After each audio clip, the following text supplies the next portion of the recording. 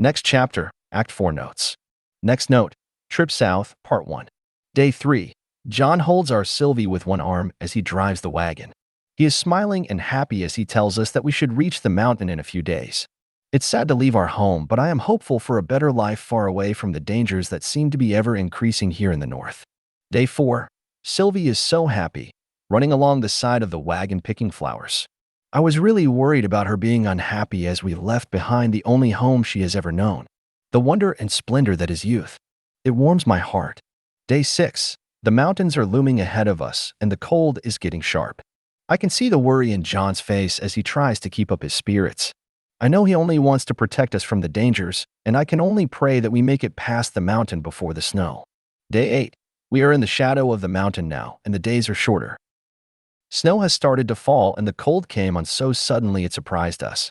We have warm clothes, but the wind cuts right through them. Day 11. We have reached a flat at the base of a fort.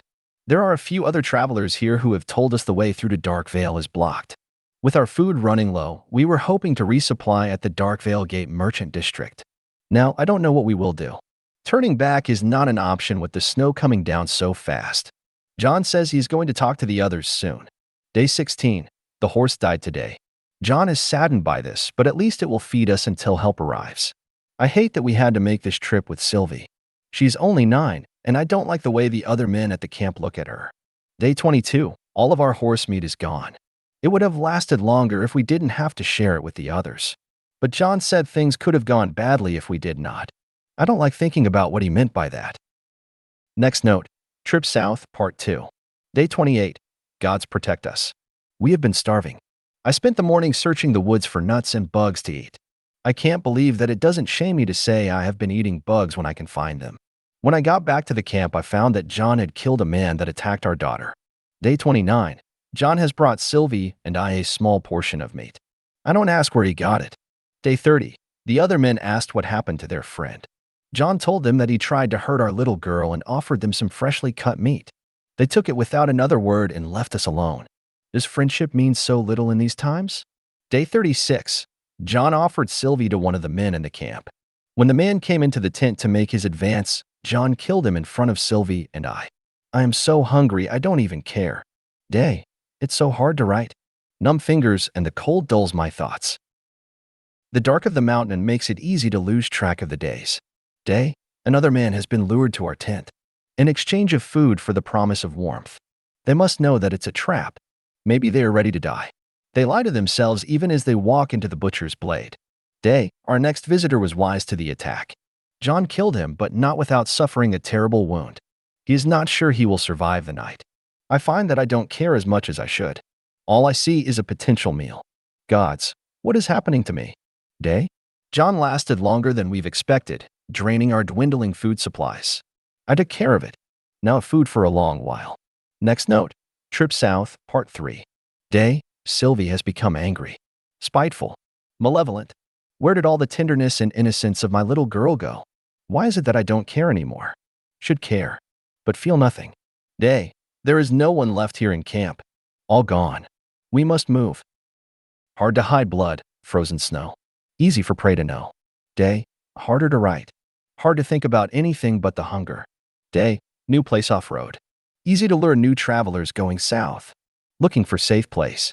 Never find it. Day. No food again.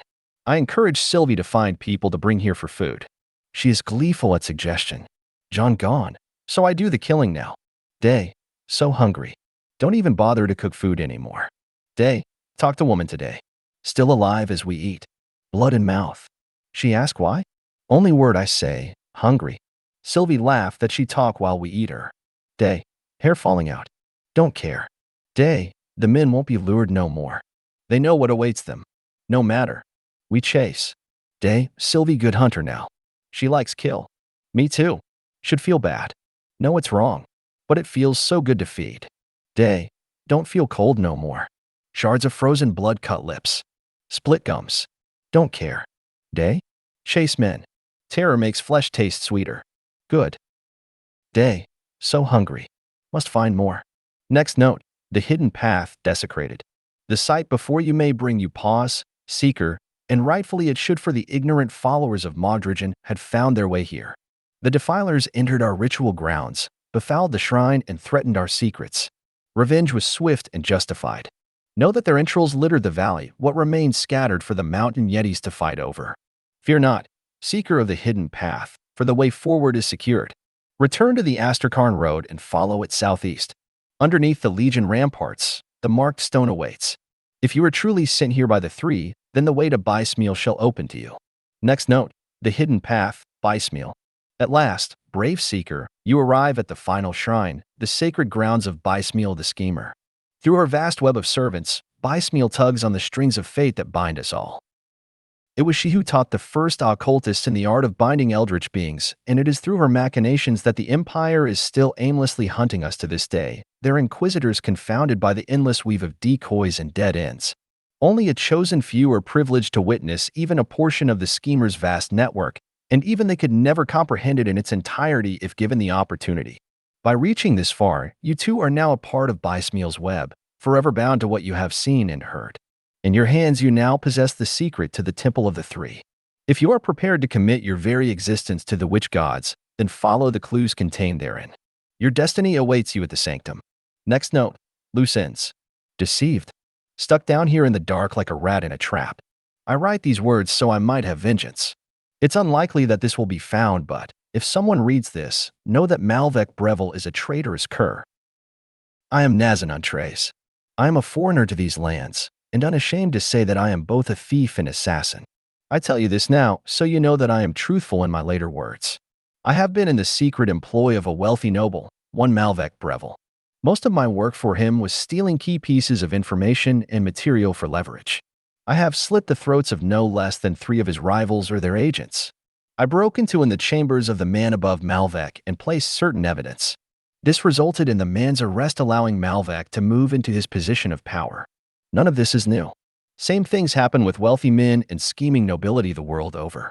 More recently, he bade me to recover an ancestral artifact from his father's tomb. The family signet ring. A thing that should not have been buried, he says. But the argument between father and son led to rash decisions. I care not for the reason. His coin was always good. But I say nothing and let him speak. He went on to say, the tomb is lavished in my family's vast wealth of the ages. Touch nothing. I am not paying you to plunder my ancestors' tomb. You are only to recover my father's signet ring and return. And make sure you carry a torch. Seldom a light escapes those depths. Do not dare return without the signet. I found the entrance easy enough, but it just revealed stairs into blackness. After lighting a torch, I descended into the tomb and wandered these halls for hours, searching for a single name amongst these countless thousands of dead. At last I gave up, but I would not leave empty-handed. I was driven to find the wealth Malvec spoke of. I went farther and farther into the darkness. There were some treasures, but nothing of what he hinted at. I pressed on, ignorant of the risk of losing my way back. Once the torch started flickering, I knew, as if I had planned the betrayal myself. Malvec had played me like a fool. His careful choice of words stung at my pride and ensured that I would be driven to find the signet despite any risks. And the subtle suggestion to bring a single torch, I was a fool to bring just the one. Here I am to stay as I write these final words. Now I see the deception for what it was. Only the elimination of a loose end. My light is done, and so am I. Nazan. Next note, a terrible discovery. The earthquake has inflicted some damage on the upper levels of the catacombs. Bones scattered, tombs crumbled, piles of rubble everywhere, and one of the bridges was completely destroyed. This is terrible news as it forces us to take long-forgotten alternate paths to reach the furthest end of the catacombs. My true dread is in exploring the deepest foundations. I am no stranger to death. I have combed over battlefields and waded through blood and gore to recover the brave heroes lost in combat. However, this secret place where the bones of cursed and nameless damned are banished makes my skin crawl and my soul scream. With every step I wish to turn and flee from this unholy place. I have long proposed that keeping the remains of so many wicked men in one location is unwise, but thus far my voiced concerns have been dismissed. Criminals, witches, heretics, cursed, murderers, and the insane have been secreted away down here. I can feel their malignant souls heavy upon the air, drowning us in their combined guilt, pushing the crumbling walls until they buckle, calling to the dark hollows of the earth, imploring vile things to seek this prison and release the centuries of evil that is trapped within. I have discovered a great tear that has opened up beneath the catacombs. Several support walls have collapsed and fallen into the darkness below. There are scratches on the floor and walls as if something scored the very stone. I have also found bones with strange markings on them, as if gnawed by an animal. And lately I've been hearing sounds coming from the walls, as if something was skulking in the darkness nearby. Some wretched thing gliding along the shadows staying just outside the light. My worst fears have come to pass. I must flee and warn the others. Caretaker of the dead, Alistair Pencroft. Next note, Black Legion Scouting Report, Necropolis. Commander Lucius ordered a scouting mission to the north. When I asked what we should be looking for, he almost lost his temper and said, anything that might cause a disturbance. His reaction seemed rather out of place and strange. The commander is not known for such outbursts. It also struck me odd the way he used the word disturbance. I took my scouting squad through the north gate and almost immediately started seeing some ethereal activity. We changed our course and headed for the hills rather than traveling the main road. It took longer, but we avoided large numbers of the ethereal dead. They appear to be gathering in the north in preparation for an attack.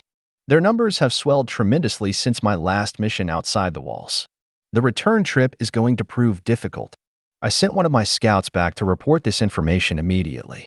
Heading north, we passed by the Necropolis. From the mountain top, we did not see anything unusual. Searching as far as we could on our resources, we discovered nothing but the accursed blood cultists everywhere. Avoiding them made our progress slow. We did see one strange thing of note. The cultists appear to be collecting blood in vast quantities and hauling them in wagons filled with large glass cisterns. We followed for a bit to see where they were being taken, but were spotted and forced to retreat. 1st Regimental Scouts of Black Legion, Sergeant Macius Castellan. Next note, Praetorian's report. The air reeks of sulfur and smoke. It is difficult to breathe as I write this report. We have been ambushed, facing overwhelming odds. Some kind of ethereal monstrosity has risen from the earth up ahead and is spreading ether fire wherever it passes. I've never seen anything like it. The captain ordered us to punch through the opposition and take out that horrific thing, but he was killed in the initial attack that claimed most of our equipment and troops. The men panicked, and we were forced to retreat. I managed to rally the few that were left, but it had become abundantly clear that we would not survive this. I pulled the battalion back to the entrance and ordered a full retreat to Fort Ikon. With the ethereals fast approaching, there was not much time to consider our options. I had the quartermaster hand me what was left of our explosive charges. We rigged the tunnel entrance and set them off, effectively sealing the mountain pass and the ethereals in with it. I regret to report that with the Twin Falls Bridge destroyed and the tunnels sealed, we are now effectively blocked off from the south, but I take solace in knowing that the immolation we witnessed will not spread beyond the mountain crags. Praetorian Marcus Eden. Next note, Journal of Inquisitor Creed, 9th entry. With the help of the Taken, we've dealt a serious blow to the cult of Ch Thon. I don't want to diminish the immensity of such a triumph, especially given the small force and limited resources we're working with, but I fear it has come at great cost. While our attention was focused on denying the Legarian entrance to this world, the ethereals were certainly not idle. Many in Devi's Crossing have paid the ultimate price, but such is the way of war, and it may sound callous to say, but we traded well. Losing only a handful while preventing a monstrosity from escaping the void that could have heralded the end of the world, as we know it, is a win for humanity. What disturbs me, though, is the loss of Ulgrim to the void. Bourbon apparently does not share my concern, and I think he sees it as ill-afforded sentiment on my part. Bourbon sees Ulgrim as merely a man, but I am certain there is more to him. I believe he is an ascendant, a man who has become a demigod. Ulgrim expertly plays the part of a jovial and unassuming character, but his eyes say much more. He makes offhanded references to historical events with details and a familiarity of someone recalling a personal memory. For all his outward jocularity, there is gravity to him, and it is clear he has witnessed much. I suspect more than one could experience in a single lifetime. Yet, for all that, and despite his obvious efforts to downplay it, Ulgrim possesses remarkable strength and energy for the middle-aged man he appears to be. He often carries himself in a relaxed, casual manner, moving languidly, but at rare moments, I have seen him react and move with impossible speed. I feel that he could do much more than he has in fighting the enemies of man, but I am not sure why he is holding back. Perhaps we will never know now. Maybe Bourbon is right. Perhaps Ulgrim is lost to the void. Somehow, though, I feel we will see him again, and, if we do, it would go a long way toward confirming my suspicions. Then again, strange times are these, where a nameless wretch, cut down from the noose, has risen to become possibly the greatest hero of our time.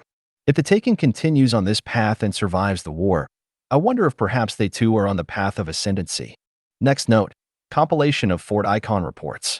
After the explosion that destroyed the Armory, I went back over this past week's reports and compiled this collection of excerpts which I found to be relevant.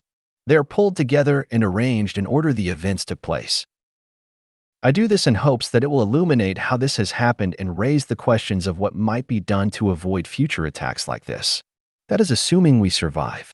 Captain Frederick Bysmiel. Report 1. Report from the North Wall Night Watch. While patrolling the upper wall, I witnessed a soldier enter the armory. I would not make note of it except that he appeared to have been looking around the courtyard to make sure none could see him as he entered the gated door.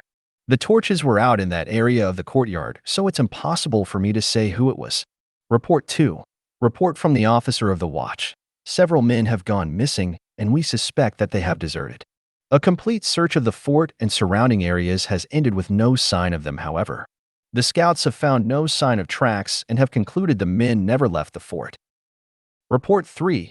Report from the Master of Arms. I have discovered 10 small casks and 5 large casks of black powder missing. It is difficult to account for the missing supplies since only 5 people in the entire fort have access to the keys that would open the black powder storage. Commander Lucius headed the search himself after receiving the worrying report, starting from the bottom levels all the way to the top of the towers. Nothing was found. Next note, Armory Explosion Investigation. This is my final report on the massive explosion that has destroyed the North Courtyard. It is intended to be read with the compiled notes pulled together from the past week. With the intent of establishing a damage report and the death toll, I assembled a squad of soldiers and led them into the shattered depths below Fort Ikon. The explosion appears to have blown down into the sewers, making the smell in the armory ungodly. That, in and of itself, has made it almost impossible to go down there. The plumes of smoke reduced our vision and choked the air. Crumbling walls, supports, and floors were in constant danger of additional collapse. The explosion appears to have been centered on a single large support below the armory. At the bottom of the devastation, we found several dead men, charred almost beyond recognition. They appear to be the men who went missing earlier this week. My investigation indicates that the missing men were using the stolen black powder to make an opening into the sewers to make their escape. In closing of this report, I'd like to raise 2 concerns. The first is, one of the men was an explosives expert and should have been aware of the destructive potential of so much powder. By itself, I wouldn't give this detail a second thought, if not for my second concern. Another of the men has been with the Black Legion for nearly 8 years with no signs of dissent or disagreement with command. In fact, he was due for promotion to a commanding position soon. Something doesn't fit here. The tale that is painted indicates sabotage from within, but who would go to such lengths to frame these men? Without more information, I cannot say with certainty what is going on, but my gut tells me that there is more at play here than at first appears. Captain Frederick Bysmiel. Next note, Untitled Letter. I have successfully infiltrated the fort as you commanded. It is ironic that the commander of this garrison is one of the weakest minds I have ever encountered. There is so much turmoil and fear that resides within him, he was easy to manipulate and overwhelm. While I do have full control of his body, there is something in the region that tampers with direct communication, something tainted and ancient. Anything capable of such an act demands further investigation. I write this correspondence in the meantime, so that another may look into this matter. Fort Ikon has proven to be a challenge for us, and now I understand why. The vast stores of weapons and war machines the humans have amassed is staggering. It is a wonder that they have not exterminated themselves in their endless pursuit of warfare and self-destruction. Nevertheless, everything moves according to our grand plans. I have already taken steps to sabotage their armory and planted evidence leading to several deserters. Nobody suspects my involvement. But the main reason I have deemed it necessary to report to you comes from a most unexpected discovery. The anomaly, the revealer of secrets, walks among these humans and even now shares with them our plans. We have since adjusted our projections in this region, ensuring that anything the anomaly reveals is of no use to the humans, but its knowledge of our ways could still prove detrimental to our success on this world. For now, I have begun sowing the seeds of distrust about the anomaly to the humans. Their fear is so great that they had it moved to the prison, where it remains. Once my sabotage is complete and the gates are open, Fort Ikon will fall. Then we can deal with the traitor as is fitting of such unprecedented betrayal. Next note, Commission of the Necropolis, page 1. I have been commissioned to construct a grand mausoleum that will house the thousands of dead from the great battle with the West. This will be my magnum opus. The project will take many decades, and at my age, it is unlikely that I will live to see its completion. I have begun drafting the plans in my head. The main tomb will be centered around a vast well, which will house most of the fallen. The quantity of earth we will need to move is staggering, but it will serve as a foundation for the rest of the city of the dead. While this is being done, a small army of civil servants will be carefully collecting the bodies, crafting notices of identification, and preparing them for temporary burial. It will be many years before the fallen receive their proper burial. We have started construction of temporary mass grave structures to hold them. Some of the families have insisted that they take the remains, to which I have no objection, but I cannot imagine why they would not want their loved ones to be honored here, at the site of their glorious victory. I should note that the bodies of the enemy will be shipped back to their border and left for them to do with as they please. I mean no disrespect to their fallen, but, quite frankly, they are not our problem. There are thousands of workers being commissioned for the digging, hauling, and carving of the stone. Where Erlen found so many able-bodied and willing workers so quickly is obvious. Slaves, brought from the imperial prison mines, or enemy soldiers from the war. Distasteful, but there is too much work to get done to be timid about this. So many things to consider and prepare. I am eager to get started. I can only hope that my wife and son will be happy here. It won't be much more than a mining town for a few years, but the work is too important to leave to any other. The Grand Architect, Himmelistari. Next note, Commission of the Necropolis, page 2.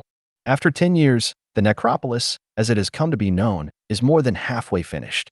Far ahead of my early projections. Though I can't say it has been without complications.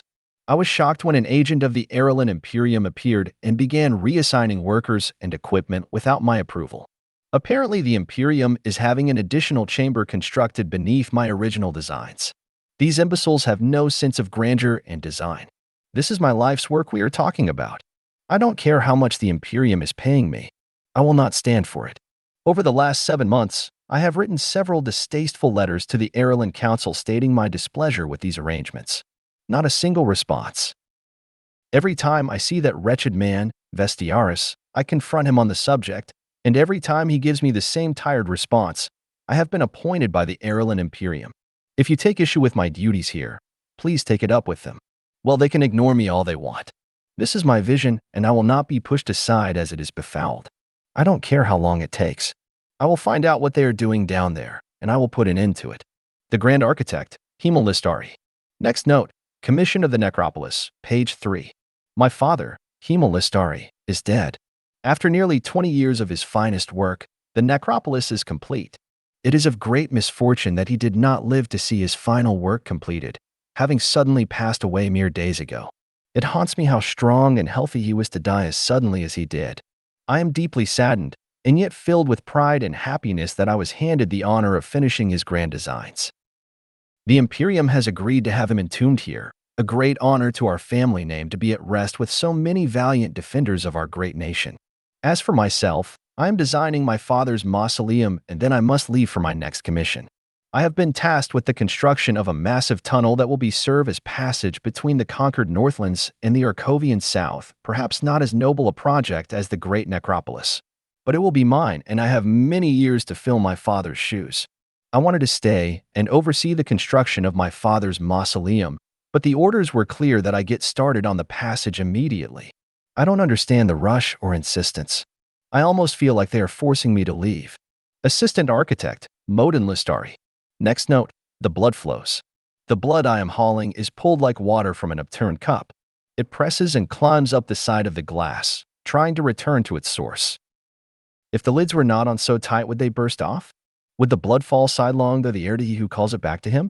I confess the urge to release one of the lids is strong, but my conviction is stronger.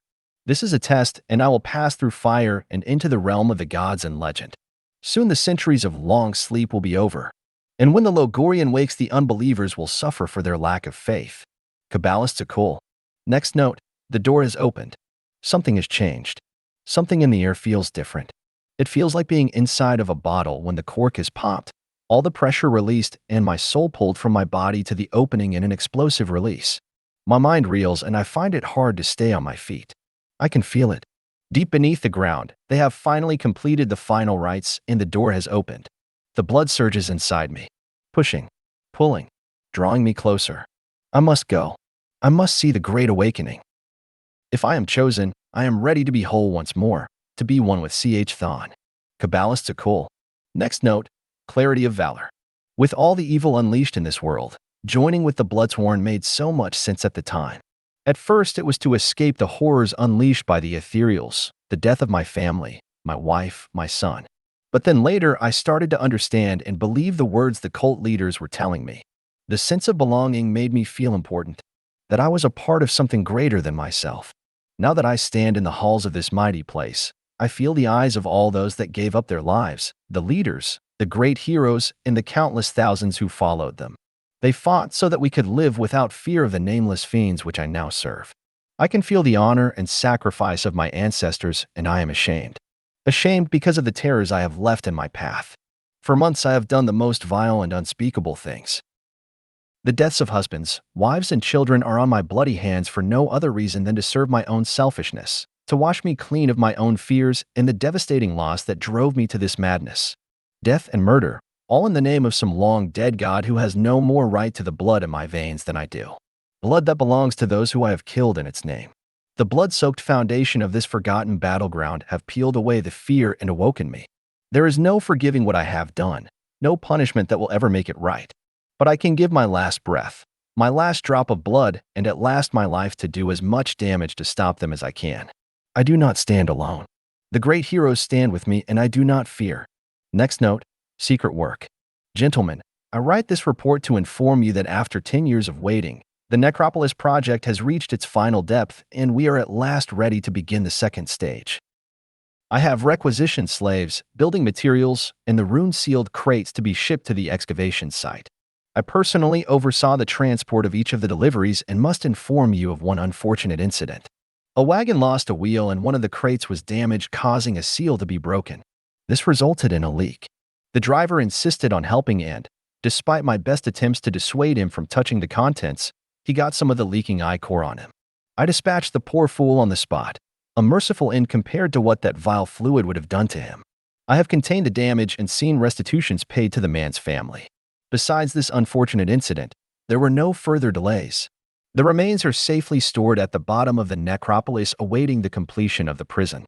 I have presented your documentation to the old architect in charge of the construction and, while he protested, he did not stand in the way of the imperial writ.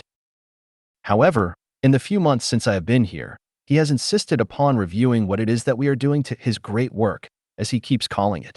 I have expressed the lack of wisdom and safety of this course, but he persists.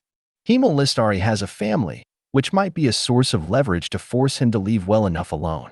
Unfortunately, I fear his curiosity may force us to take drastic measures before this project is finished. Vestiaris, Imperial Arcanist. Next note, sealed in. They promised us freedom. Freedom in exchange for 10 long years of backbreaking labor. But I now know that we are all going to die in this place. Last night, while we slept, they took all the tools and the food. The entrance to the chamber is now solid rock and buzzes with an unearthly hum as if a swarm of wasps were inside. We have been sealed in this horrible place with nothing but these rune-covered crates. There is a putrid moisture to them that bites at the back of your nostrils. I can't stare at the writing on them for too long. They burn the eyes and blur the vision. I don't think we should open them, but the others are starting to get hungry and hoping there is food inside. I know there isn't any. Every muscle in my body is telling me to get as far from those crates as possible. The runes marking them are the same as those we were ordered to carve into the walls of this chamber. I believe this is a prison of some kind, built to hold whatever is slowly oozing out of those containers, and now we are trapped in here with it. I may have been on the losing side of the war, had to watch many of my comrades die on the battlefield. But this is no way for a man to die. Next note, the final seal. At last we stand before the blood-soaked gates of victory. The Logorian will soon be awakened, and with it we shall usher in a new age. It is you, my loyal supplicants, that have paved the road to our final victory. Your dedication and sacrifice has carried us to the threshold, and I shall see us through. The ancients were determined in their construction of this final chamber. 100 of the Imperium's finest arcanists dropped dead to empower the runes which now bind the Logorian's tomb. They believed their sacrifice worthy, their seals impenetrable. But we have an army of thousands surging with the power of the dead god, power that will not be contained. I have gladly put a blade to the throats of my most faithful and felt the rush of their life blood escaping, blood they have given willingly in this final hour. With the power of their blood, I have shattered the final seal and begun the ritual. Soon, the Logorian shall stir from its eternal slumber. The world will shudder once more under the gaze of the mouth of Ch Thon. Let the blood flow. Thalones, Bloodlord of Ch Thon. Next note, Dravis letter to Daila, final entry. I shake in anticipation of what is to come. I can hardly write these words with a stable hand. Our father, our legacy, it is more than I could have ever asked for, more than I could have even imagined. To deny us this heritage, it is a crime against his very children. But I have learned his secrets, and I will not be denied. Our father is immortal, Daila. It has taken him 1,000 souls trapped within a single moment of agony to accomplish this impossible deed. What dark day in history served in the pursuit of immortality, I cannot say. But here, in the Necropolis, our father prepared a different ritual. This one was meant to harvest what remained of the tormented dead within the grave site, to replenish his own shattered being, but for whatever reason he never finished it. The sigil was abandoned. All that remained was to light the pyre and offer a living sacrifice. Without hesitation, I finished what he could not. Though I am not truly immortal as he is, the power within these souls will be enough for me to track him down and repay him for all the suffering he has instilled upon us. Then, when my vengeance is complete, I shall use the calamity that now consumes the world to do as our father had before, all those centuries ago. Should you reconsider in joining me, Daila, seek me out to the north. I shall be standing triumphantly over our father's ashes. Dravis.